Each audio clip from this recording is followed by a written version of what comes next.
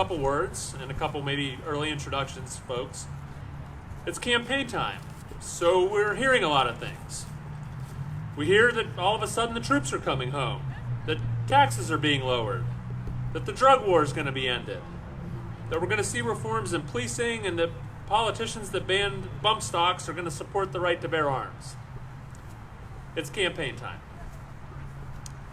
But past this prologue, and those of us who have been paying attention long enough know that we need to judge old party politicians by their actions, not their words at election time. The Libertarian Party has candidates up and down the ballot this cycle. In next door Indiana, Don Rainwater is about to run the Indiana pro-mask and pro-lockdown Republican governor out of office. And across the river in Ohio, we have a bunch of good candidates running up and down the ballot as well. Here in Kentucky, we have many great candidates running from U.S. Senate with Brad Barron to United States House with Frank Harris and Rob Perry in the 6th and 2nd congressional districts to a great number of state house candidates. In fact, there are more libertarian options on the ballot this cycle in Kentucky than ever before. You'll get to hear several of them speak to you today. And of course, across the country, we have the only presidential ticket that will actually bring the troops home, actually reduce the size and scope of government, actually end the drug war, actually support the right to bear arms, and actually end crony capitalism. Yeah. But the effort doesn't end in a week and a half. It continues with party building and organizing. And if you're in Kentucky, we'd love to have you join us at www.lpky.org. Or, since I think a lot of our Buckeye friends across the river are here today, they would also love to have you join them at www.lpo.org. So that's all I've got to say today. I'm going to introduce my friend Ken Molman, who's another Northern Kentucky native who happens to be the national vice chair of the Libertarian Party. Ken?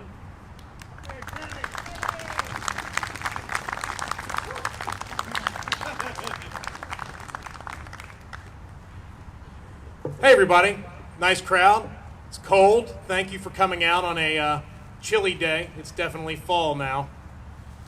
It is election season, as Chris noted, and one of the main things we get asked commonly is, what is a libertarian? In simplistic terms, a libertarian is a fiscally conservative, socially tolerant person. Now we hear other parties make claims, as Chris noted, to speak to our principles. Republicans claim to be fiscally conservative, yet they've added $6.5 trillion to the national debt this year. Democrats claim to be socially tolerant, the party of, yeah, you can be you. Yet it is still illegal here in Kentucky to consume marijuana for medical or recreational purposes, whatever. Libertarians have a philosophy that empowers individuals, that no one knows you as well as you, and that you are the only person who knows what is right for you, what your hopes and dreams are, and how to accomplish them. We don't hurt other people, and we don't take their stuff. We also are against the use of force and against the use of fraud. We do not lie. So when you hear from speakers today, you can know that it's coming from their heart. We want you, as an individual, to succeed, whatever that means to you. Now, as mentioned, I'm the vice chair of the National Party, but I live here in Northern Kentucky. I grew up in Campbell County. I went to school in Kenton County. I live in Pendleton County. From the national perspective, we want the individual states and the individual local parties to succeed. We want to grow this movement. We want to have more people help us in the fight to grow individual liberty. And if you'd like to help us, I have a few websites to give you. First, LP National is LP, as in Libertarian Party, lp.org/join. As Chris noted, lpky.org, as in Libertarian Party of Kentucky, is the website for the state party. We're also on Facebook and Twitter and other social media. You can find the Libertarian Party and Libertarian Party National on those mediums. And of course, as Chris noted, our friends in Ohio and Indiana, lpo.org and lpin.org. Certainly, we all have plenty of things going on in our lives, but in my opinion, there is nothing more important than trying to push what sometimes seems an unsurmountable task. But I've been at this 14 years and I've seen the growth. I look around today, and this is probably the largest rally we've had in a cold situation for our party. And it pleases me. We're going to win in the long term. And I thank each and every one of you for being here today. So I think I'm out of time. So I think I'm going to wrap up and say thank you again. We can do this. We should do this. We need to do this. Please support your Libertarian candidates for president, for U.S. Senate, for U.S. House, for state Senate, for state House, for city council, for mayor. Wherever you see Libertarians, you will see people pushing to have you empowered to succeed. Thank you.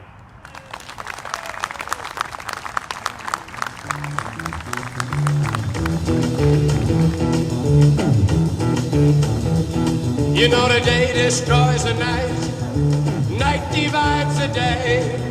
Try to run, try to hide, break on through to the other side, break on through to the other side, break on through to the other side, yeah.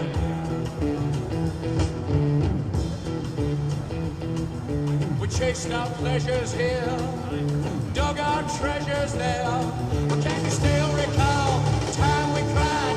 Break on through to the other side. Break on through to the other side.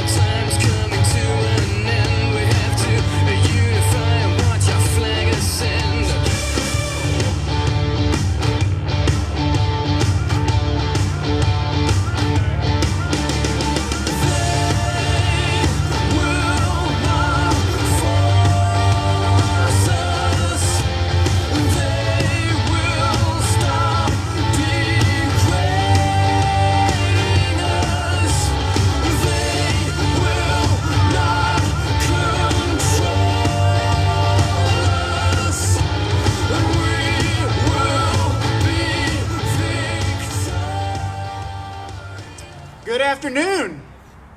I said, good afternoon. All right, that's more like it.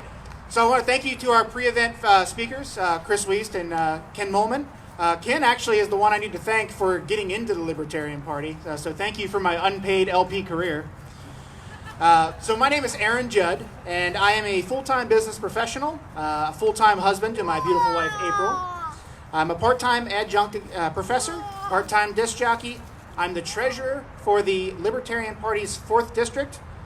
I am a write-in candidate for Justice of the Peace in the 3rd Magisterial District for Campbell County.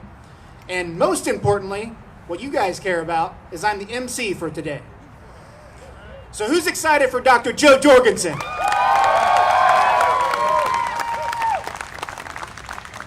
Great, I'm excited as well.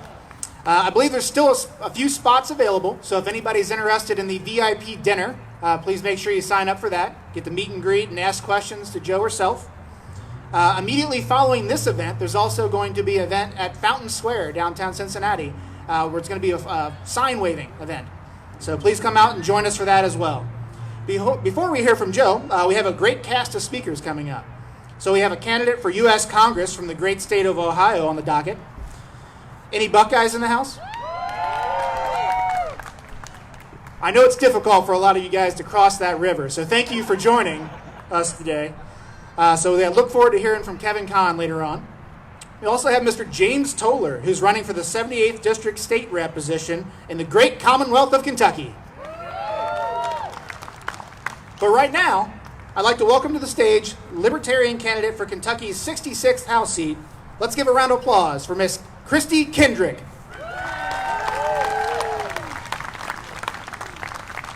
Thank you, Aaron. I am Christy Kendrick, running for State House 66.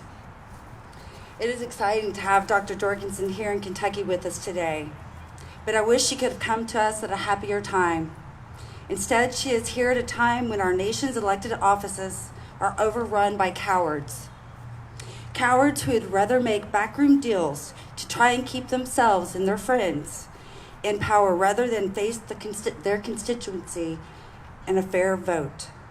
Cowards who allow those above them to ignore their obligation to the Constitution rather than risk the danger in standing up to them. Cowards who won't take any action as a leader that doesn't involve absorbing more of other people's money and lining their own pockets with it. Cowards, so helpless in the face of consequences that they stand frozen and do nothing while the Americans they are supposed to serve suffer. I am happy to tell you this evening, though, that with Dr. Jorgensen's visit to our great state comes some great news. There is a wave of new blood coming to represent the American people. All you have to do is take a look at the way Joe Jorgensen stands up to the ATF, to the IRS, and to ICE to see that she is not a coward. All you have to do is look at this year's swath of Libertarian candidates in Kentucky, the most we have ever seen on the ballot in the history of this great state, to know that they are not cowards. Since 2012, I have devoted my life to this party and the spirit of liberty that drives it. I am honored to count myself amongst those fighting for change for Kentucky in this election. I say to the cowards that hold these seats hostage today, I say to the cowards that hold these seats hostage today, now is a great time to pack. Because when we get into the Capitol building in Frankfort, it will be to drive you out of it. And I cannot wait to watch Joe Jorgensen do the same thing in the White House. Thank you very much.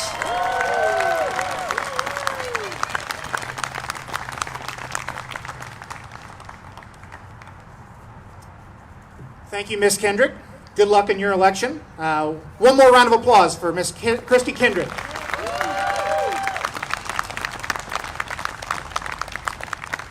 Next up, we have Mr. James Toller. And from what I know from Mr. Toller, he will make a fantastic public servant.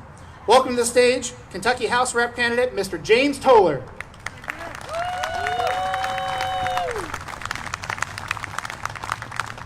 Thank you, Aaron. One question for everybody. Who's ready and excited to get liberty restored back into government? That's what we intend to do after November the 3rd, is to get to work right here in this great state of Kentucky, and not only here, but in Ohio, Indiana, and also Washington, D.C. Also, I want to thank everybody here for your outstanding work, getting out there and getting the word of liberty out there to everybody in this country.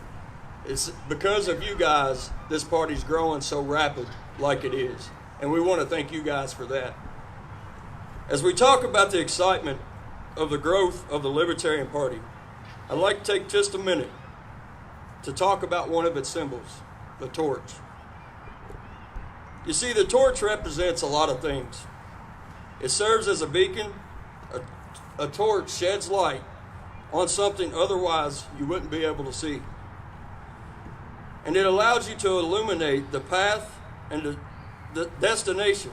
I know for myself, as an activist who was fighting to expose the government for what it is before I entered this party, that torch was a beacon calling me forward to step up and carry it, to shed a light on what we would otherwise not see, and to illuminate the pathway to liberty. I'm honored to be here today to talk for the next president of the United States of America, Dr. Joe Jorgensen. And you guys are the ones that's going to make that happen. Joe's a great candidate, and I'm pleased to be on this ballot with her this year. Thank you guys for coming. Really appreciate it.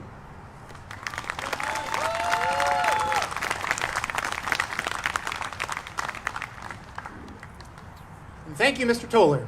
Look forward to seeing you representing the state of people in the State House. So let's give it one more round of applause for future State Rep James Toller.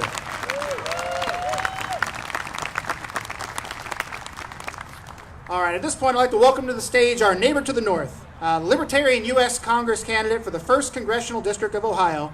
Let's give a warm welcome to Mr. Kevin Kahn.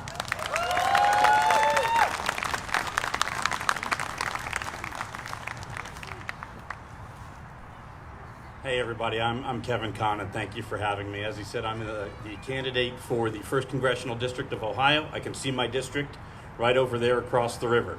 And if you live in the area and you've watched any television, you've probably seen a ton of commercials from my opponents, Steve Chabot and Kate Schroeder.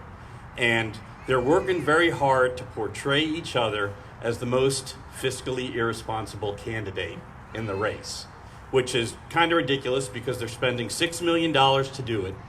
And we see with the Democrats and Republicans in Washington, they've put our federal government into over $27 trillion of debt. There's no doubt that they're both fiscally irresponsible, but their ads are compelling. I believe every word of it. I'm not voting for them. And I don't think that anybody who's seen their commercials should vote for them. The reality is they are both big government, authoritarian, deficit spending candidates that will use mechanisms like the Patriot Act, red flag laws, civil asset forfeiture, and qualified immunity to infringe and try to strip us of our constitutionally enumerated rights. And that's where we as libertarians step in. We understand government overreach. We can put a transparency on what they're trying to do. We tell them we own ourselves. We own our bodies, we own our labor, we own the income that we derive from our labor, we own our property, and you have no claim on it.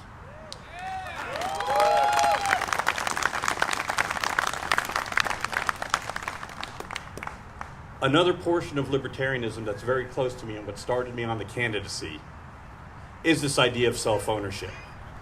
We look at people who make the decision to pick up and move because they've got an entrepreneurial spirit, frontiership, and all they want to do is improve their lot in life and help their family, and we don't call them illegal. And we look at people who all they want to do is go to work, earn their income, bring sustenance home for themselves and their family, and just because they haven't given the right amount of political donations, or perhaps the people that they work for aren't well connected, they're told, stay home, you're not essential, and wait, we may or we may not help you. That's not the way that government should be working for we the people. We have to remind them they work for us, we don't work for the government. So that's my proposition as a candidate. I want to go to Washington and put some disinfecting, transparent light on what our government is doing. If you're in the 1st District of Ohio and you haven't had a chance to vote, please consider me as your candidate. I will go there. I will go there with Dr. Jorgensen and show some transparency, and I will work my tail off for nothing more nor less than a world set free in our lifetime. Thank you.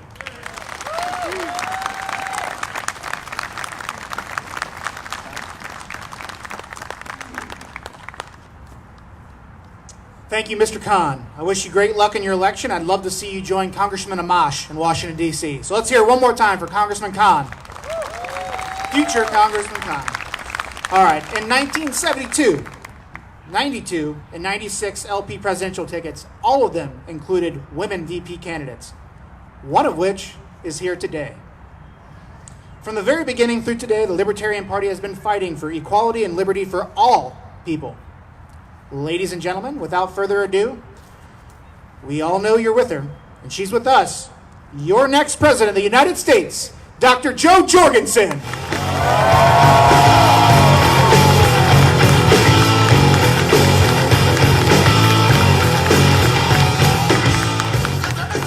Thank you so much for coming out. For those of you who don't know, I lived in Kentucky, lived in Louisville for a couple of years, absolutely loved it. I was dragged kicking and screaming by my husband's job, so glad to be back, even if it's just for a short time. But I want to start talking about my grandmother and tell you how she's the one who gave me the love I have of our country. She's the one who instilled in me American values because she was an immigrant. And she would tell me about the old country where it didn't matter how hard you worked. It didn't matter if you worked a second or third job. The government simply took away extra money because they wanted everybody to be the same. And if you listen to her, it sounds like maybe she was from Soviet Union or an Eastern Bloc country. Actually, she was from Denmark.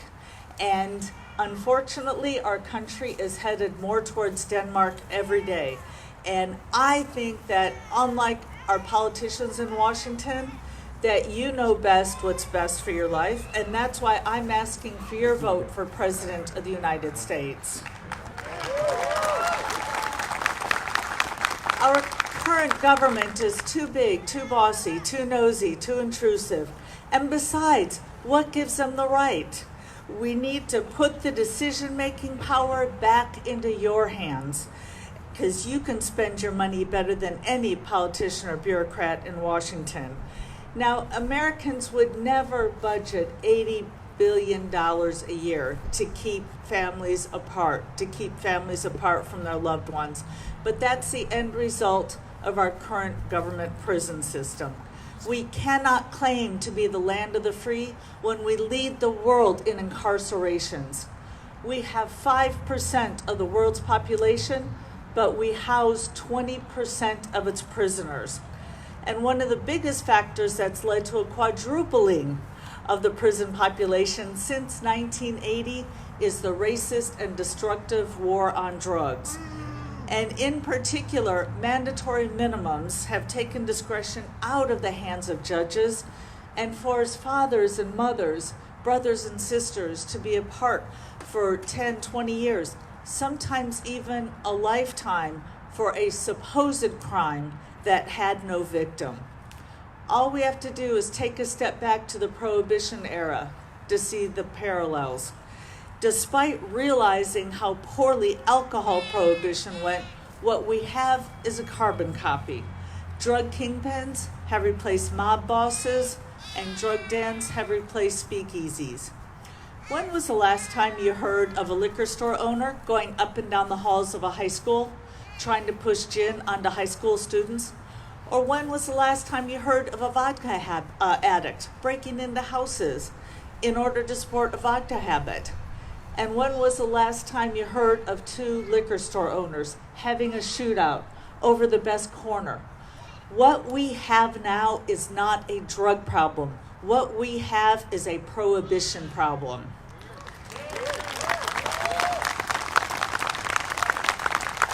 There should be no law to protect or to prevent you from owning any object, whether it's a gun to protect yourself or a drug for whatever reason you want.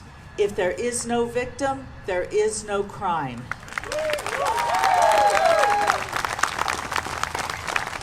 As your president, I will federally decriminalize all drugs and ask states to treat substance abuse as a health issue, not a criminal issue. We should allow the medical community to help people in a way that salvages lives instead of throwing them away. Accordingly, I will pardon anyone convicted at the federal level of any victimless crime.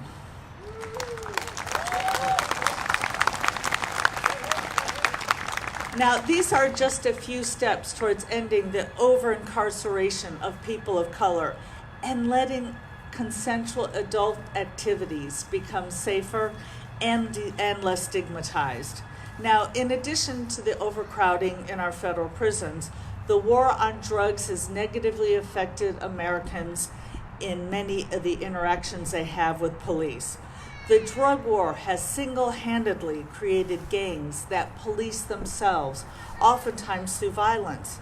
Consequently, the U.S. government has responded by having the Drug Enforcement Agency, which, by the way, receives $3 billion of our tax dollars each year, take over our streets. They have repeatedly raided medical marijuana clinics where medical marijuana is perfectly legal. And long gone is a friendly patrol officer who would walk the beat and know everybody by name. Instead, we've had the federal government import nameless, faceless SWAT teams that sometimes make Americans feel like enemy combatants in their own neighborhoods. And it doesn't stop with the DEA. In recent months, we've seen the Department of Homeland Security, which receives another $50 billion of our tax dollars annually, patrolling our streets in military fatigues. As your president, I will end federal policing by getting rid of the DEA and DHS. And that means the ending of supplying of surplus military equipment like tanks and tear gas to over 8,000 state, federal, and local police forces. I will end no-knock raids, which too often end up killing innocent bystanders like Breonna Taylor. And as Libertarian Congressman Justin Amash pointed out, it's difficult to, almost impossible to bring legal action towards police officers because of an arcane doctrine known as qualified immunity, which states that you can only successfully sue if there's been a prior case showing a civil rights violation. When I am president, I will end qualified immunity so that police are held to the same standard as everybody else.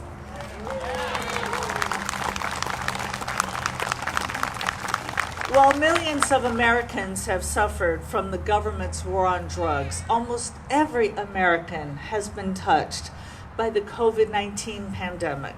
South Korea confirmed its first case within about a day of our first case, but they quickly jumped ahead in testing and were able to contain the spread, and they did so without any lockdowns. Meanwhile, in the United States, cases skyrocketed. A testing initiative conducted by Bill Gates, which was the first one, by the way, to do testing in the U.S. outside of a hospital system, processed about 20,000 tests in 10 weeks. And yet on May 12th, the FDA shut them down, saying we needed further assessment. This is just one example of how the FDA has worsened the COVID-19 pandemic.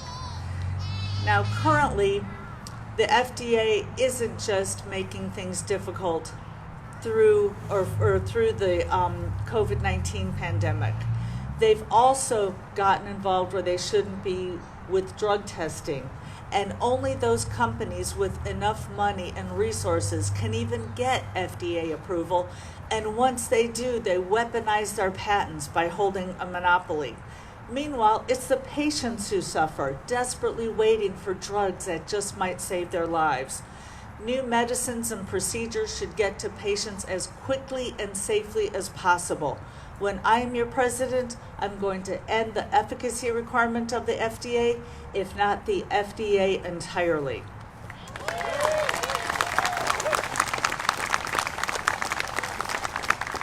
The FDA isn't the only issue with the American healthcare system. Let's be honest, it's not working for anyone, and my heart goes out to the millions of Americans who've been left behind, those families who've been bankrupted. For decades, the politicians in Washington have said the problem is with the free market, that the fault lies there, and that's why we need a single-payer system. Well, I've got news for them. We haven't had anything close to a free market system in our healthcare in close to a century. And the answer to a big government failure isn't an even bigger government failure. When I hear politicians say Medicare for all, what I'm hearing them say is we need VA hospital for all. That top-down monopoly isn't suitable for anyone, especially, by the way, those who are willing to sacrifice their lives for our country. We cannot wait for government bureaucrats to decide who lives and who dies. We have to put control back into the hands of patients. Now, as I see it, the biggest problem we have with the current government system is that our insurance isn't really insurance at all. In any other industry, insurance is only used for unexpected costs. Therefore, costs are held relatively low. Imagine, for instance, if your car insurance paid for gas, oil, and car washes. You would have absolutely no reason to shop around for the lowest gas price. In fact, you'd probably go to the nicest gas station where they give you free coffee while you wait. I mean, what do you care? You whip out your little $5 copay card and it costs the same as going to a cheap gas station. Gas stations could raise their prices without you even knowing by passing along the cost to the car insurance companies, and then the car insurance companies would in turn increase your premiums the following year. This is exactly the spiral we've got going on with healthcare.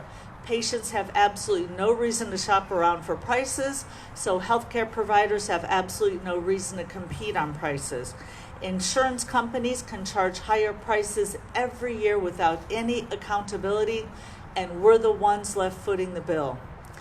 Now, looking around, two of the systems that are closest to a free market system who are working pretty well are those in Singapore and the state of Indiana with the employees. In Singapore, costs are about 1/3 of what they are per patient as they are here in the United States. And by the way, their doctor visits are only $10, which are less than our copay. And in the state of Indiana, generic drug use has increased dramatically. And the best part is they were glad to do it because they got to keep the savings. And that's the way it should be. As I see it, we should turn our VA healthcare system into something similar to the state of Indiana, in which we put the dollars into the pockets of the veterans themselves.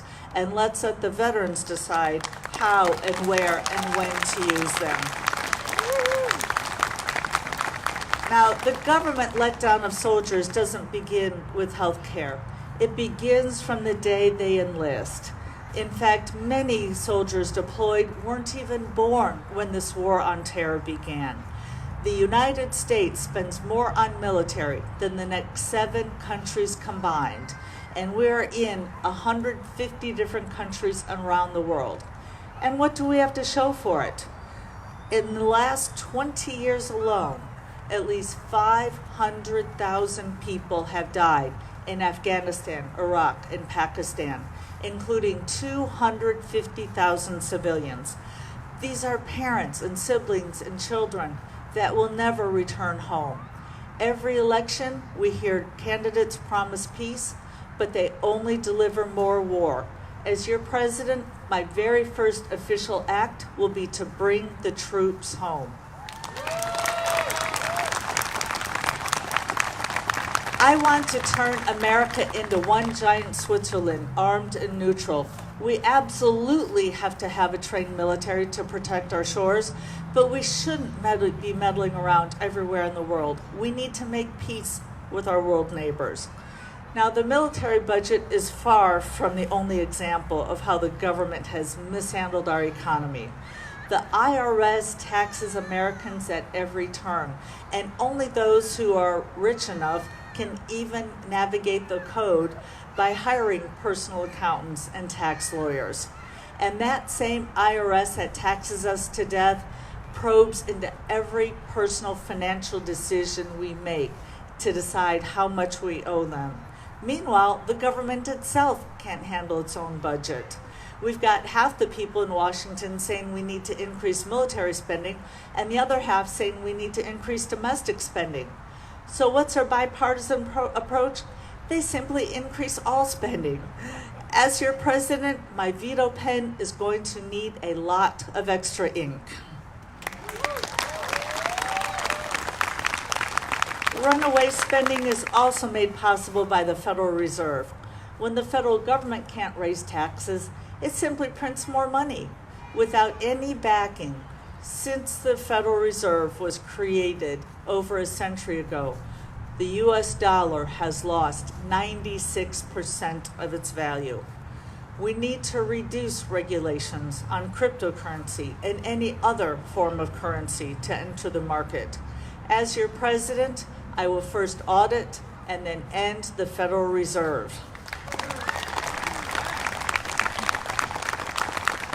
I will eliminate the IRS and work with Congress towards eliminating the federal income tax altogether.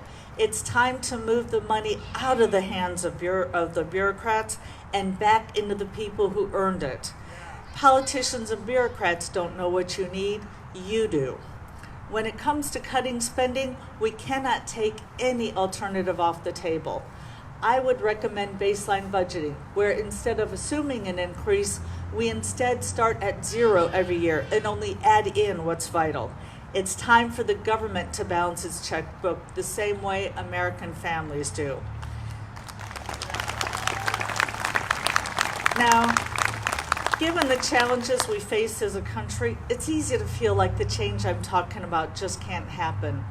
But I believe it can because I believe in you, the individuals who make up our great country. I see America through my grandmother's eyes, a place where the rights of the individual are greater than the power of government, a place where maximum freedom means minimal government, a place where the American dream isn't a dream at all, it's real and it's right there in front of you because you made it happen.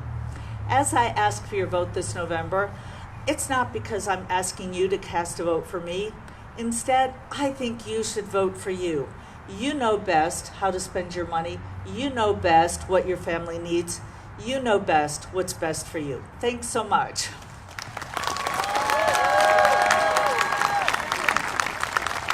And I would love to answer some questions. Hey there. If you want to ask Dr. Jorgensen a question, if you could line up here, state your name and where you're from. If you don't mind to share, speak loudly, clearly into the mic. Keep your questions brief. Question brief. No follow-up questions. And I think that's it. Thank you. Sure.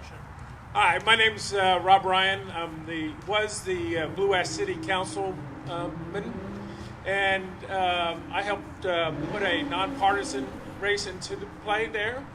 And I was wondering if we, in total, could benefit from not having the candidate's identity, their religion, i.e. Republican, Green, whatever, on the ballot itself, and eliminate the party identification from the voting rolls itself, and how that could change at a small level, a start.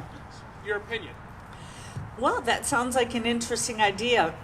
My concern is that the people who are already in power aren't going to give their power up, and if you take away their names, they're still going to find another way to do it. In fact, I've been asked if I'm for term limits, and I am, but I still think that that's dealing with the symptoms and not the actual problem, because as long as there's money and power to be had in Washington, there are going to be people going after it. So I'm going to continue to work for the for smaller government so that people aren't going after it, but I'll kick that around with my campaign team and see what we think. Thanks. Hi, my name is Todd. Hey. I'm from Dayton, Ohio, and Hey. I heard that you were into bats. I was wondering, what's your favorite kind of bat? Vampire bats? I'm not sure. Actually, a lot of people think that I was bitten by a bat. What happened was I had to get up at the crack of dawn to fly to the bus, to meet the bus for the first time for the bus tour, which I thought being on a bus meant that the bus came to me and I got to go to the local bus station. But no, I got to get on an airplane to fly to a bus, which made no sense to me. So I go outside to see if my cat's outside so I could say goodbye to her before I left. And I open the door and I'm kind of, I look down, not really paying attention because it's dark. And next thing I know, a bat flies into me. And many people don't know that the bat is the only animal that you can catch rabies from, even if you don't get a bite. So I did get a small scratch. However, yeah, thanks for that. It got us it got us some publicity. So I haven't opened up my high insurance deductibles yet, but I'm glad the campaign was able to benefit from my high deductible. So thanks for that. My name is Steve. I've recently fled to Kentucky from the People's Republic of Illinois. Oh my gosh. I know you haven't asked your question yet, but let me just point out, I completely agree with you because I grew up north of Chicago and I really wanted my election night party to be in Chicago so all my family and everybody could come. But no, the communist state won't let more than 50 people gather, so we're having it in Texas. So I'm there with you. Well, about 30 years ago, I ran as a right-wing Republican for governor of Illinois. We quit the Republican Party in 2016 as someone we deeply disagreed with was getting the GOP nomination nationally. He later became president. And I just incidentally, I have been friends in the past with Charles and David Koch. David was your 1980 vice presidential nominee, and have been quite close friends with the people running the Libertarian Party as of about 1980. Howie Rich, married to Andrea, Libertarian Books, and I was on the board with him at U.S. term limits. So I agree with you, and with that experience, I now agree with you that term limits are nice, but they're far from sufficient. But here's my hard question, and it's purposefully awkward. How do we stop coercion and aggression and killing of little Americans in the womb? Oh, so yes, that's a touchy subject both for libertarians and for people outside the party. And in fact, in the first nomination debate, in our first primary debate, they asked me which plank I would change in the Libertarian Party platform, and I said I would prefer that we eliminate it and not, I think that Dr. Ron Paul was a great candidate, and he brought a lot of people to the movement, and I'm glad that plank didn't scare him away because he's pro-life. So I do think that we can have good candidates like Ron Paul who are pro-life. What I've been telling people, especially Republicans who say, well, I can't join the Libertarian Party because it's pro-choice, I tell them, look, actions speak louder than words. The Republican Party can put pro-life all they want in their platform, but many Republican politicians have voted to send money to Planned Parenthood. And by the way, my heart broke when the Catholic nuns with Obamacare were forced to include a provision to offer through their insurance what they considered to be murder. And yet, when it came time to getting rid of Obamacare and the Republicans had enough votes, we had that famous John McCain thumbs down. So what I tell them is even the most staunch pro-choice libertarian would never spend a single penny of taxpayer dollars to abortions, Planned Parenthood, or whatever, since many people do consider it murder, and that's more than what the Republicans can say. Thanks. She said no vote. I want to love you. Thanks. And by the way, yeah, Koch was the first vice president I voted for, since Ed Clark was the first president I voted for.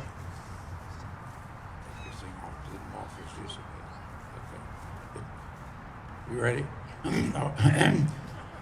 Well, you mentioned term limits, and I've had a little different idea on term limits, and I want to see what you thought about it. In my opinion, rather than have term limits, if we have a really good candidate, I hate to see him shoved out by term limits. And on the other hand, we need to get rid of so many of these people. And to me, the alternative is this. It accomplishes both. And that is that no incumbent name can be on the ballot. All incumbents must win by write-in or lose. And that would make term limits. That's an interesting suggestion. And yes, I have thought how term limits would have gotten rid of Ron Paul, since he was a congressional representative for many years. So that's an interesting suggestion. Again, we still need to make government smaller. However, interesting ideas. Thanks.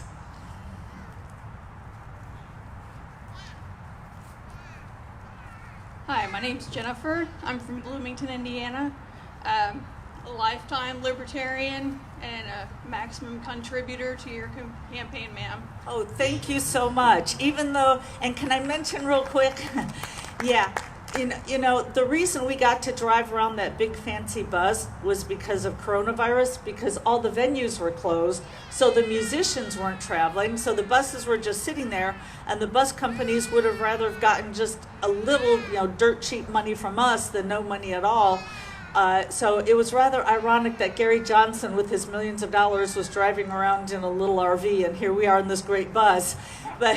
But even though the bus was cheap, it still cost money, and it still took a lot of gas. So thank you very much for your donations. I really appreciate it. We really got the word out there. You're a voice worth investing in, ma'am. Thank you.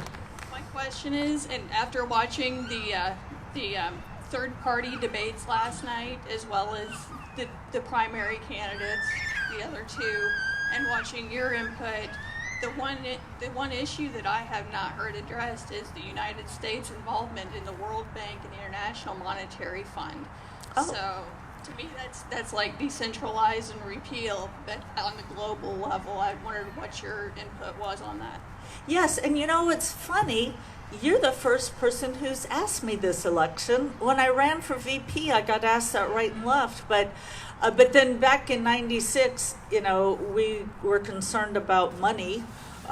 We had a $5 trillion debt, which I was going around to people saying, $5 trillion, it's huge. How are we ever going to get out of it? And now we've got $25 trillion. Apparently nobody cares about money anymore. But absolutely, we need to get out. So thanks for reminding us of those.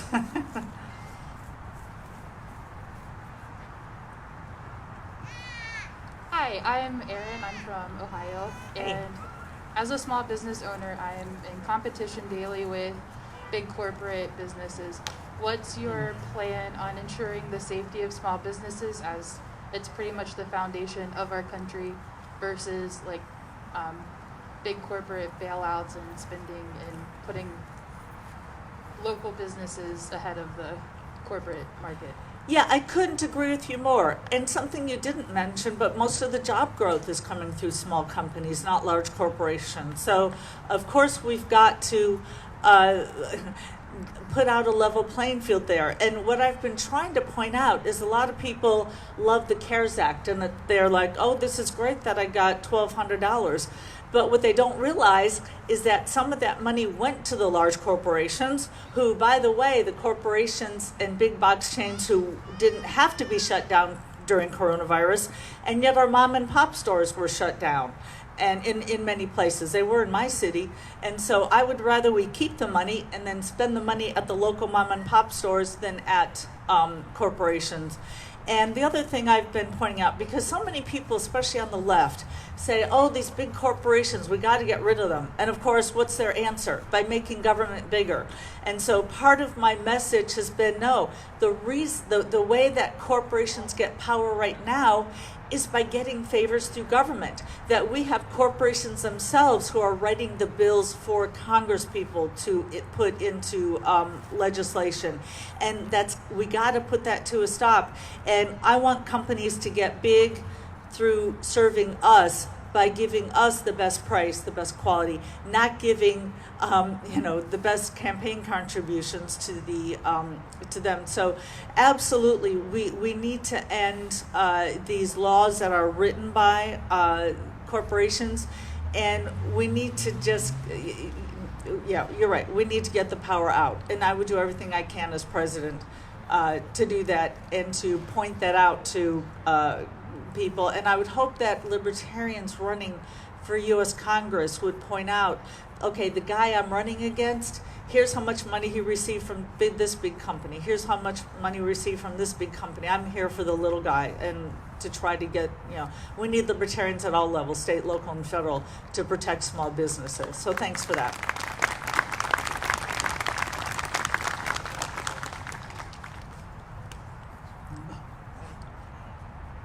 So it's pretty clear that you are more competent and just as capable as your competitors. I think everybody can see that. If they just do a little bit of research on you, you didn't just get a doctorate degree for anything. However, in today's society where it's pretty obvious that people want celebrity to run us, it's a two-pronged question. For us, how can we as libertarians or independent party members, how can we help expose you more and your brilliance, and what you're really trying to do is give the power back to the people as it should be? And then do you have any plans moving forward on better ways to expose yourself, get yourself out there nationally above the fodder? Yeah, so the second question, unlike, and this isn't directed towards any one candidate, okay? Unlike, some candidates over the past 30 years, I'm not going to go away after the election. I've already told Texas, thanks. In fact, I'm going back to Texas 4 days after the election night party because they want me to do an event there. I've already told New Jersey I'll go up there in January for something, and I'm going to the LNC meeting in December. And I'm trying to figure out now how to keep the campaign going, to keep the booking person going, so I can continue to do radio shows. So absolutely, we got to keep this going, and now we've got the ball rolling. And our social media success is just beyond my wildest dreams. I have no idea how they came up with the nickname Mama Joe, but they can nickname me whatever they want as long as they vote for me and spread the message. And your earlier question was, what can you do? And I would say, just get my name out to as many of your friends as you can. I hope we'll have time for selfies after this. I don't know where whoever makes that decision. I've been telling, and by the way, what's funny is I'm the least selfie person in the world. I didn't even have a Facebook until February, and that's only because a campaign made me get one. So, but I've been taking selfies and telling people to put it in their little Facebook picture so all their friends see it. But I had, on the bus tour, we would have VIP things where people would spend extra money and then they'd come on the bus and talk with me and so forth. And I had somebody who said, yeah, I finally joined the party after a friend of mine kept putting meme after meme after meme of you on Facebook. And I finally said, oh my gosh, okay, I got to check into this. So yeah, just drive your friends nuts. Thanks. Thank you. By the way, I only wrote the one, the only one that I know of that was my idea was the tow truck backing up to get the tank. So that was my idea. The rest, I got to give credit elsewhere. Hi, my name's Liz. I'm from Cincinnati. Hey.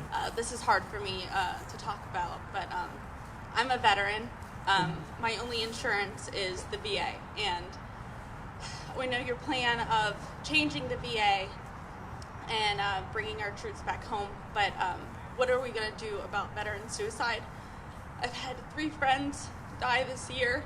I just got a call today that a friend of mine passed away. Oh my from gosh. suicide. And so I know your forward plans on protecting us veterans, but I know Elizabeth Warren, she said she had a plan, which I found insulting for her being a senator and having the power to change it. Exactly.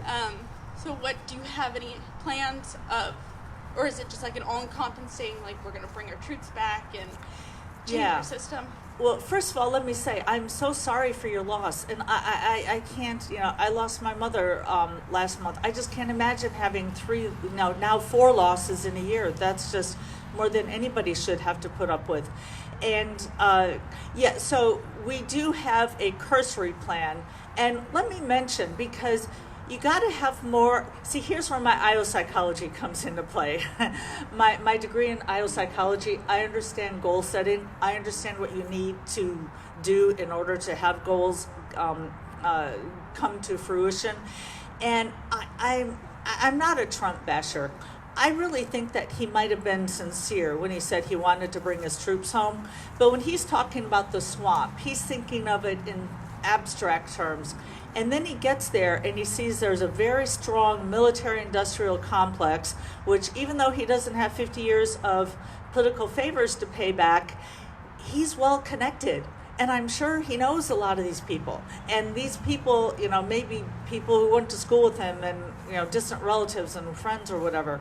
And you got to tell these people, okay, you're out of a job. And here's the good news. I'm not well connected, and I would have great pleasure to fire these people from the Pentagon who are making too much money already. But what's even worse is they will retire, and then they will make more in a month consulting than the average person makes in a year. That's Donald Trump's world, which he's not used to have. He fires people on TV, but doesn't do it much in real life. So I'm not well connected. I will have no problem getting rid of the military-industrial complex, which, by the way, if you notice, and right now we're trying to shop around an article that somebody helped me write who knows more about the military than I do, explaining why neither the Democrats nor Republicans want to get rid of military. Did you notice how when Trump said he was going to start bringing home troops from Iraq, who was the biggest voice in saying that's a bad job? The Democrats, the supposed anti-war people. But they're just as much into it because there's $27 million in 2016 was put towards candidates for campaign contributions, both Democrats and Republicans. So it's just part of Washington life. So yes, we've got to get rid of the military-industrial complex. And as far as a specific plan, I would need help from generals to soften the whole vacuum issue that people mention. And our plan would be, my thinking was, first we get rid of, come home from France and Germany and all those because they can defend themselves. But actually, talking to people who know more about the military than I do, they say, no, we need to get out of the Middle East first. So our plan would be to get out of the Middle East completely within 90 days and then start working on other bases around. And last, I'd like to add, first of all, it's making us less safe, not more. Actually, if you don't mind. And I'm just, by the way, yes, I give long answers sometimes, but your questions are somehow different, that they're even longer than usual. But now at least you know I'm not lying when I say I'm a college lecturer. I really know how to give a long answer. But I have had veterans come up to me and tell me I've seen things that nobody should ever have to see in their lifetime. And it's no wonder, by the way, that in 2012, Ron Paul received more donations from deployed people overseas than all other candidates combined. And people said that doesn't make sense because they're in the military. They would want bigger military. No, they see the problems. They know we need to come home. So first of all, it's making us less safe. Just look at 9/11. And secondly, we keep hearing how great France is. They get 5-week vacations. Well, maybe we could get 5-week vacations too if we weren't paying for the military defense of France and Germany and everybody else around the country. So we have to come home from the 150 countries. So thanks for that. And again, I'm so sorry for your loss. I promise I'll answer the next one shorter. Unless you ask me about environment, because I like to talk about the environment too. My name is Braden. I'm from Mooresville, Indiana, and it's a bit difficult to follow up that kind of question and statement, but this is my second year voting. The first year I didn't vote for me. I kind of voted because I didn't like Trump or Hillary and just voted Gary Johnson because it was a third option. This year I've actually done my research and found that the Libertarian Party is the better option to go for, in my opinion. But one thing that happened. Thank you. I would agree. I've even donated from every single paycheck that I've gotten. Every single week, I donate $20.20. I'm this the lowest. Thank you so much. Thank you. But something that happened recently that I took notice of was Trump trying to take down. I forget what the social media platform was. TikTok, yeah. And for something that seemed like just a bunch of people putting dancing, their voices out. Right. A bunch of people dancing, right. Yeah.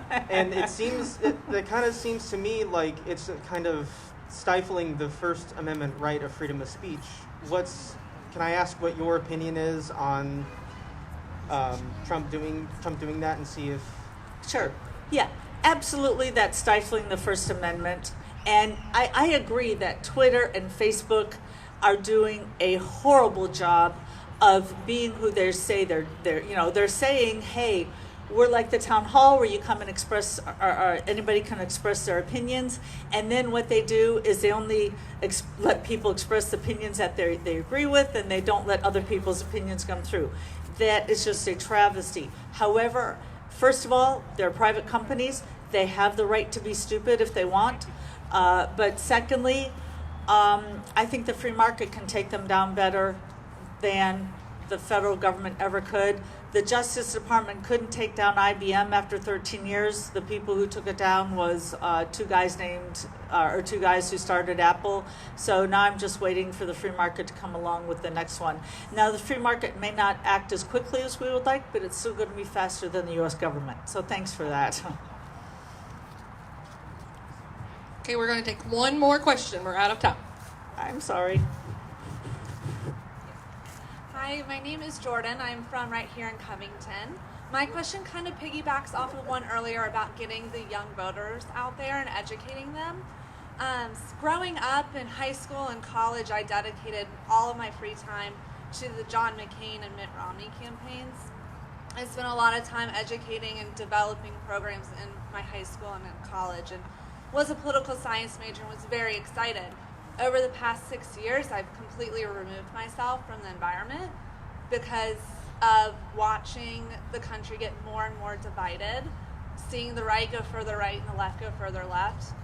And this country is horribly divided right now, and young voters are just voting for whatever celebrities tell them to vote for. So my question is really, what ideas do you have to unite this country and get us on the same track and stop this divide from growing further? Yeah, well, I think that part of the reason we have this divide is because we all have to get together and vote to have a one-size-fits-all. And I think the best example would be education.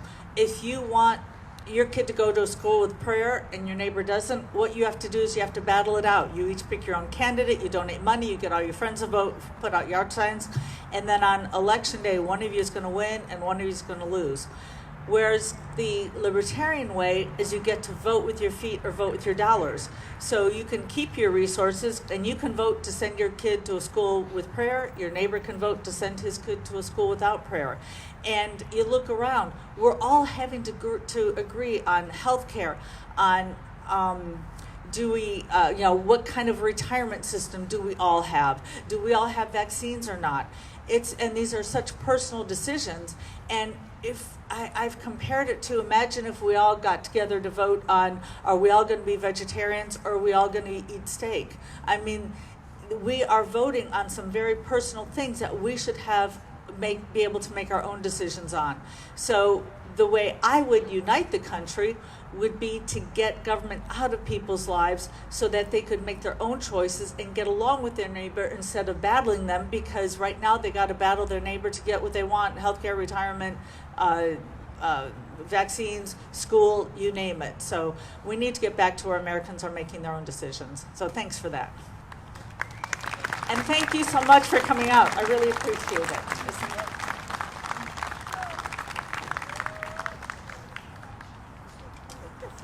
Thank you. Appreciate it.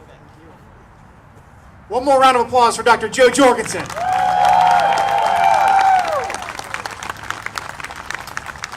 All right, immediately following this event, we are going to do, again, a sign-waving event down in Fountain Square, so feel free to join us there as well. But we do have one more speaker lined up for us here, so here's Mr. Ken Molman again. Hey, everybody. Our volunteers have been working very, very hard to make this work. For those that don't know, our people are not paid. They are volunteers. We do this because it's the right thing to do. But it does cost money to run campaigns. It does cost money to run party operations. And so, right here, the lovely Kenna has a donation jar. If you would like to donate a few bucks in your pocket to help offset the cost of getting Dr. Jorgensen here today. Alternately, you can go, if you don't have cash, to joe20.com and donate there. Of course, I'd be remiss to note, you can also help the Libertarian Party in their causes, lp.org, lpky.org, lpo.org, lpin.org. It's fun being in a tri-state area. And you've got these cards right here. If you'd like to become a member of the National Party, you can fill out these cards, or you can go to lp.org/join and join there. Again, thank you all so very much. I started with this party. There were 4 active people involved 14 years ago. And to see this warms my heart. It makes me so happy to see people active and involved and engaged. Thank you so much. Thank you for taking the time today. I hope to see many of you over on Fountain Square, where I'm heading next, and to support Dr. Jorgensen. By the way, the football game's going to be letting out, and they're going to be showing camera footage, and that's why we're doing it. So you should go there and help us show support for Dr. Jorgensen. Thank you.